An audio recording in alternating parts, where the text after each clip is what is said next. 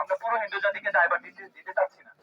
আমরা বলতেছি হিন্দুদের ভিতরে একটা চক্র, তারা টার্গেট করে মুসলিম নারীদেরকে ধর্ষণ করে বা বিভিন্ন ভাবে অ্যাসাল্ট করে।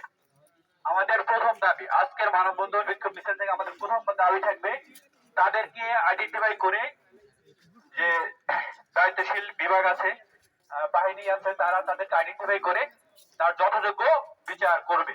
এটা আমাদের প্রথম।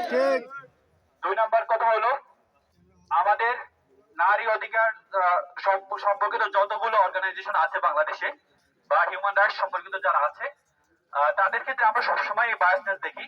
তারা যারা হচ্ছে একটু মডার্ন টাইপের নিজেদেরকে দাবি করে, তাদের কোনো একটু কিছু হলেই তারা বেশ সরব হয়ে যায়। বাট যারা একটু ধার্মিক পর্দাশীল, তাদের উপর যত অত্যাচারী হোক, তারা মুখ খুলে না।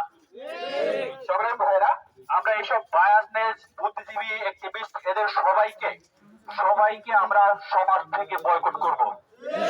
আমাদের বিপ্লব উত্তরে বাংলাদেশে আমাদের নতুন বুদ্ধিজীবী লাগবে, নতুন অ্যাক্টিভিস্ট লাগবে, নারীর পক্ষে, সকল নারীর পক্ষে দাঁড়ানোর মতো লোক লাগবে। এবং আমরা বিশ্বাস করি ইসলাম এই মর্যাদাটুকু দেয় নারীদেরকে, সকল মুসলিম এবং হিন্দু সকল নারীদেরকে এই মর্যাদা দেয় যে তারা নির্বিঘ্নে একটা দেশে চলাচল করতে পারবে, তাদের হেফাজত করার দায়িত্ব ইসলাম দেয়। সুতরাং আমাদের দেশের যারা নেতৃত্বাধীন লোকজন আছে, আমাদের যে বাহিনীগুলো আছে অথবা প্রশাসন আছে, তাদের প্রত্যেকের দায়িত্ব হচ্ছে প্রত্যেকটা মেয়ের নিরাপত্তা নিশ্চিত করা। সেই জায়গা থেকে আমরা বলবো, অবশ্যই তাদের গ্যাপ হয়েছে, এই গ্যাপগুলো পূরণ করবে। আর ভবিষ্যতে আমরা কোনোভাবেই এগুলো মেনে নিব না। মানে বারবার একটা হবে, মুসলমানদের হবে, আর কয়েকজন আমরা যারা একটু আছি ধার্মিক টাইপের, তারা আন্দোলন করব। এটা আসলে এসব খেলা আর চলবে না।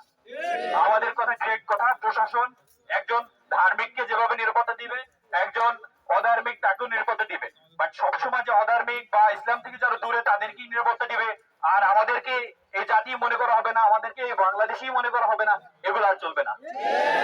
সংগ্রামী ভাইরা, আমরা বক্তব্য বাড়াবো না, আমরা এখন এই পর্যায়ে মিছিল দেবো গোল চত্বর হয়ে, তারপর আমাদের মিছিল শেষ হবে।